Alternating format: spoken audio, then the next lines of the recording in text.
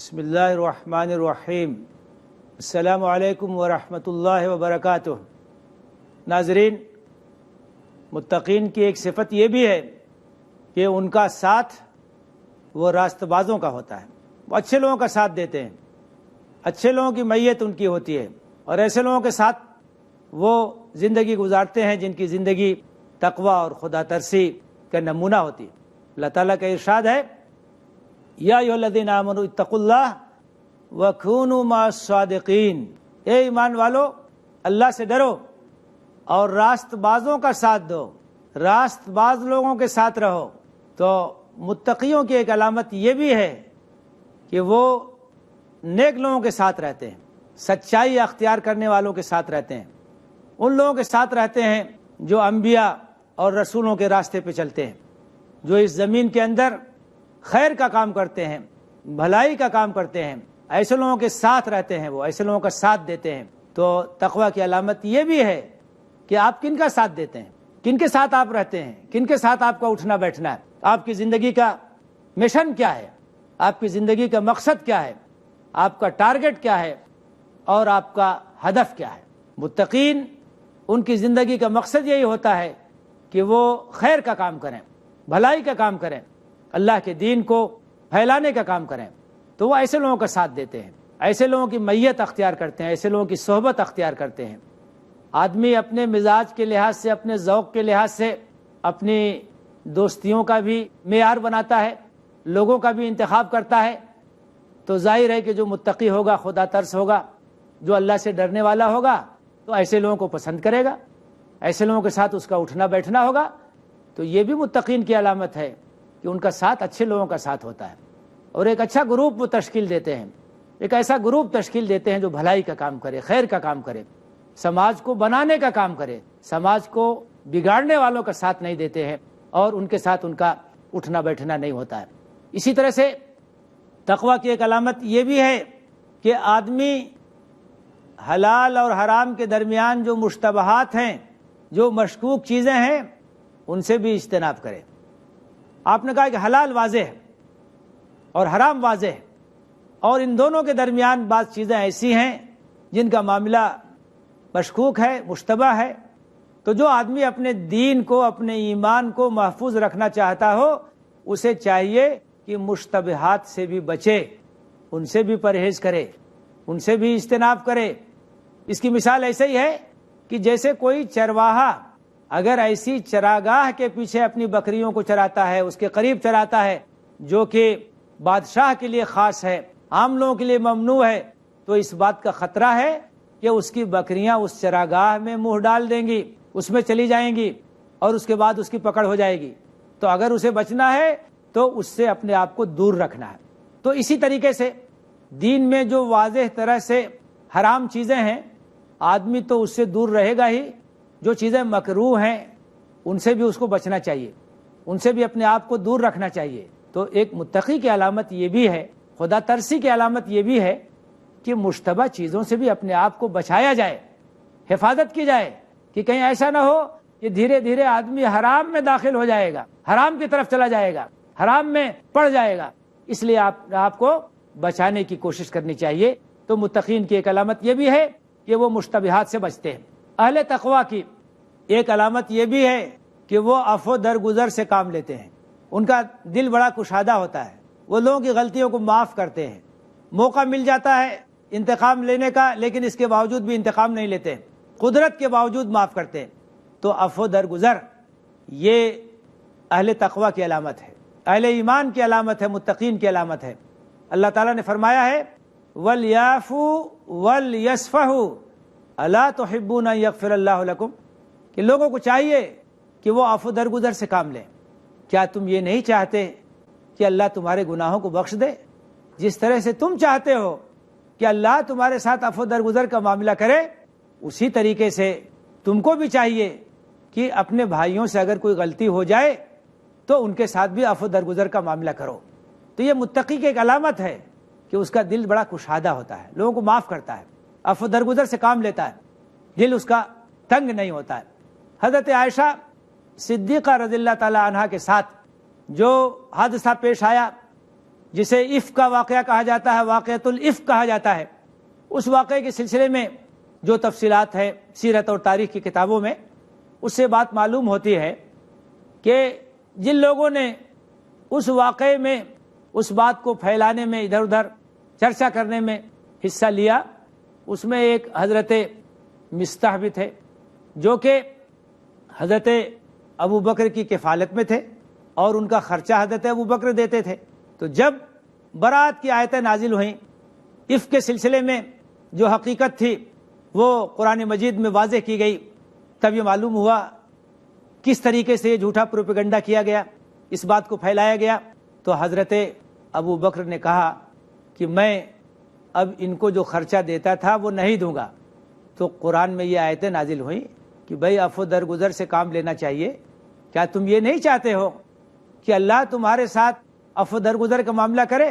حضرت ابو بکر نے کہا کہ کیوں نہیں، میں بالکل چاہتا ہوں کہ اللہ تعالیٰ میرے ساتھ عفو درگزر کا معاملہ کرے، میں بھی ان کو معاف کرتا ہوں، اور جس طریقے سے میں ان کو خرچہ دے رہا تھا اسی طریقے سے خرچہ دوں گا۔ تو یہ ایک مومن کا شیوا ہوتا ہے کہ اسے تکلیف پہنچتی ہے، کسی کے طرز عمل سے شکایت ہوتی ہے، لیکن وہ معاف کرتا ہے۔ اللہ کے رسول نے اس سلسلے میں جو اعلیٰ نمونہ پیش کیا ہے اس کو ہمیں اپنے نگاہوں کے سامنے رکھنا چاہیے، اور قرآن میں جو اعلیٰ اخلاق کی تعلیم دی گئی ہے اس کا بھی تقاضا یہی ہے کہ ہم برائی کا جواب بھلائی سے دیں، اپنے سینے کو کشادہ رکھیں، عفو درگزر کا معاملہ کریں۔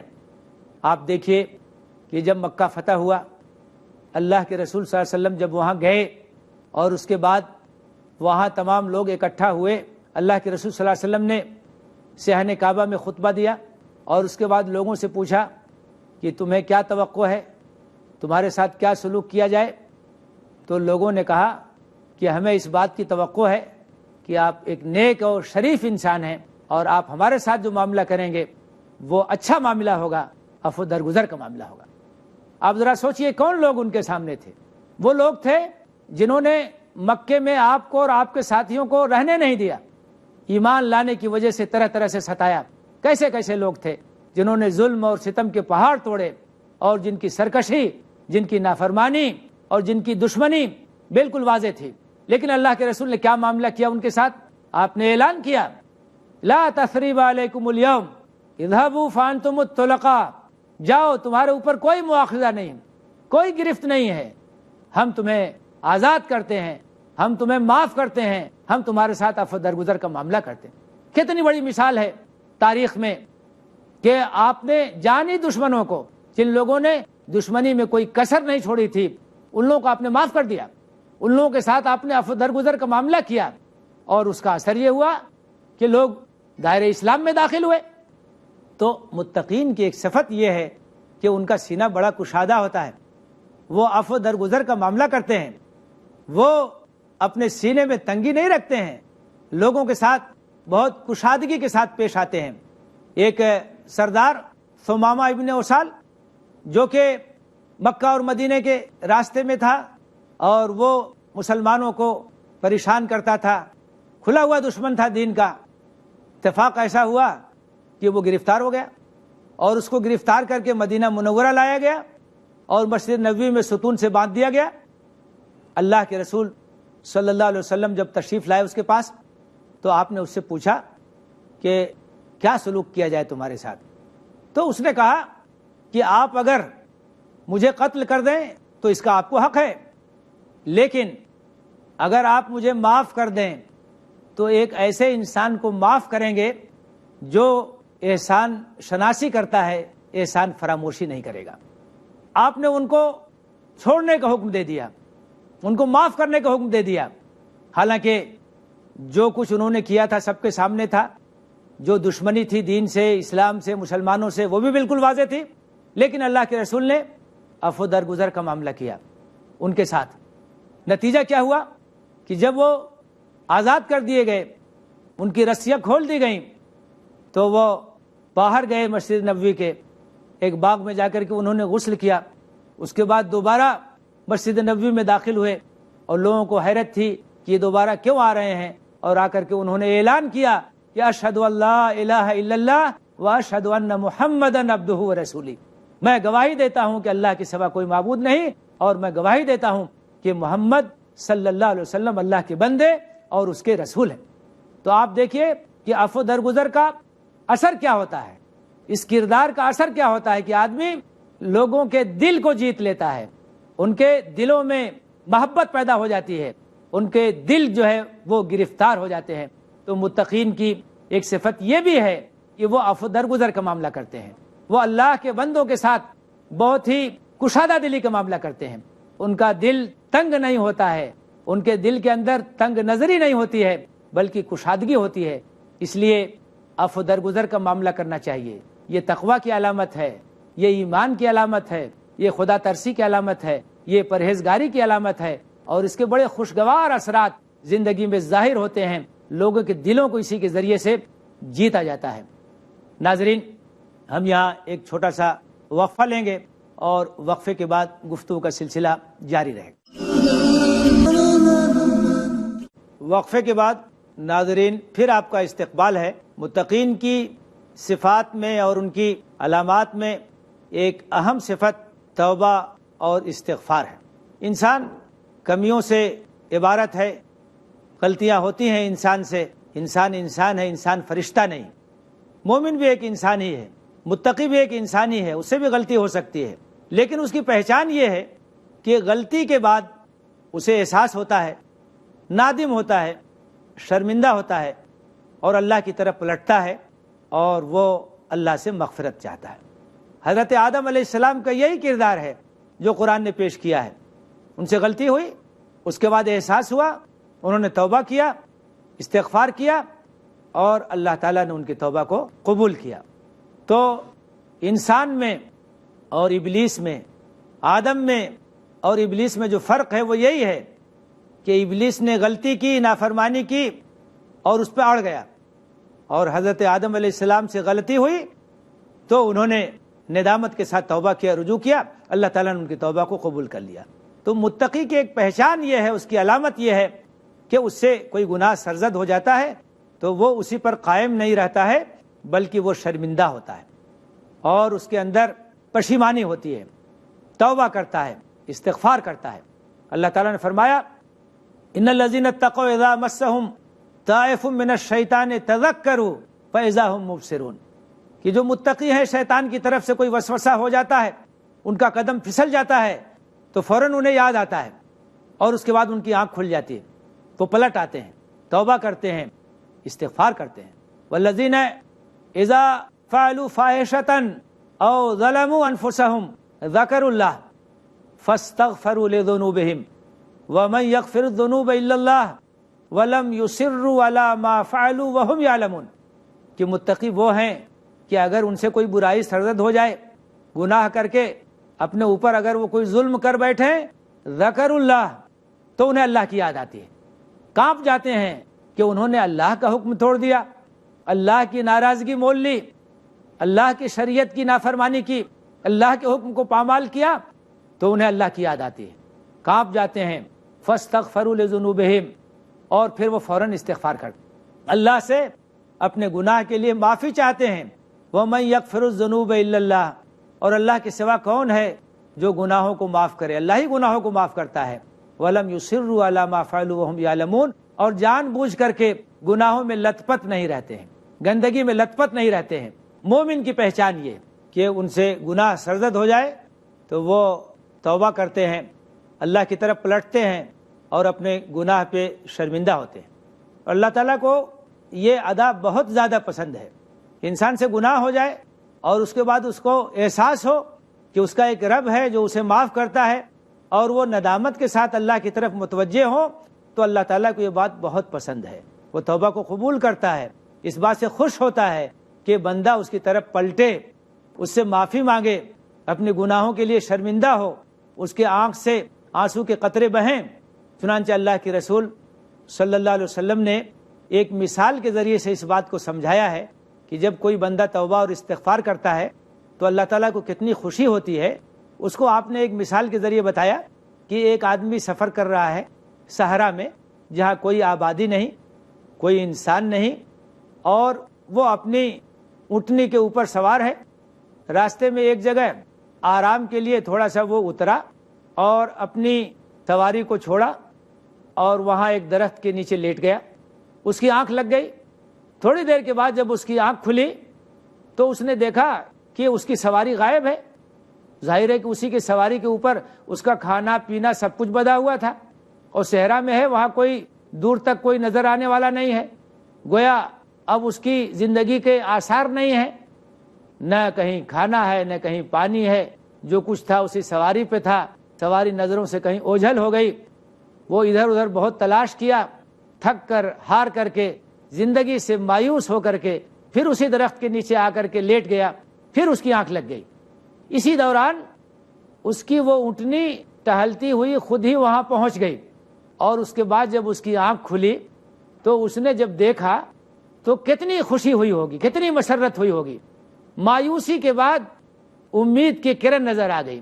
موت نگاہوں کے سامنے ناچ رہی تھی, اس کو زندگی نظر آ گئی. اس کی زندگی دوبارہ واپس آ گئی. اتنا خوش ہوا کہ اس کی زبان سے یہ نکل گیا کہ اللہ میں تیرا رب ہوں, تو میرا بندہ ہے. تو اللہ کے رسول نے کہا کہ اس اٹھنی کی واپسی پر اس شخص کو جتنی خوشی ہوئی اس سے زیادہ خوشی اللہ تعالیٰ کو ہوتی ہے اس وقت جب کوئی بندہ گناہ کر کے اس کی طرف پلٹتا ہے. اس لیے کہ یہ اس بات کی علامت ہے کہ اس کو یہ احساس ہے کہ اس کا ایک رب ہے, اس کا ایک مالک ہے جس کی طرف وہ پلٹے گا تو وہ اسے معاف کرے گا, وہ اس کے ساتھ عفو درگزر کا معاملہ کرے گا. تو توبہ یہ اللہ تعالیٰ کو بہت زیادہ پسند ہے. بندہ جب توبہ کرتا ہے, اس کی طرف پلٹتا ہے تو اللہ تعالیٰ اس سے بہت زیادہ خوش ہوتا ہے اور اس کی توبہ کو قبول کرتا ہے. وَمَن يَغْفِرُ الذُّنُوبَ إِلَّا اللَّهُ, اللہ کے سوا کون ہے جو گناہوں کو بخش دے. اللہ تعالیٰ موقع دیتا ہے, ڈھیل دیتا ہے, بہت مہربان ہے. وہ چاہتا ہے کہ بندہ اس کی طرف آئے, بندہ اس کی طرف پلٹے, گناہوں پہ شرمندہ ہو تاکہ وہ اس کی توبہ کو قبول کرے. البتہ توبہ کے سلسلے میں یہ بات ہمارے ذہن میں واضح رہنی چاہیے کہ توبہ کی قبولیت کے لیے کچھ شرطیں ہیں. وہ شرطیں اگر ہوں گی تب توبہ قبول ہوتی ہے.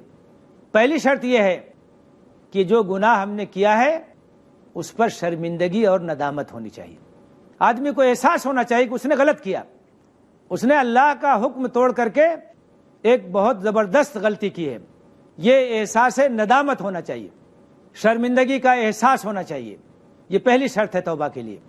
دوسری شرط یہ ہے کہ فوراً اس گناہ سے باز آ جائے, اس گناہ سے کنارہ کش ہو جائے.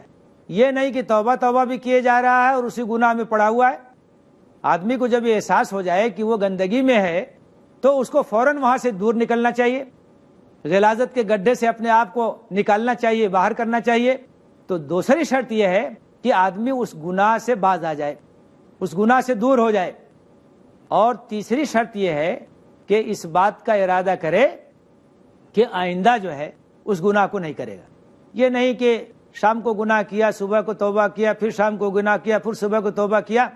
یہ بات مناسب نہیں ہے. آدمی یہ طے کرے کہ اب وہ اس گناہ کے قریب نہیں جائے گا. انسان ہے, غلطی پھر ہو سکتی ہے, لیکن اسے عزم کرنا چاہیے, فیصلہ کرنا چاہیے, ایک مضبوط قوت ارادی اپنی بنانی چاہیے کہ وہ اب اس گناہ کے قریب نہیں جائے گا. تو یہ تین بنیادی شرطیں ہیں جو توبہ کی قبولیت کے لیے ضروری ہیں. ایک تو یہ کہ ندامت اور پشیمانی ہو, دوسری یہ کہ اس گناہ سے فوراً اپنے آپ کو دور کرے, اور تیسرے یہ ارادہ کرے کہ آئندہ اس گناہ کے قریب نہیں جائے گا.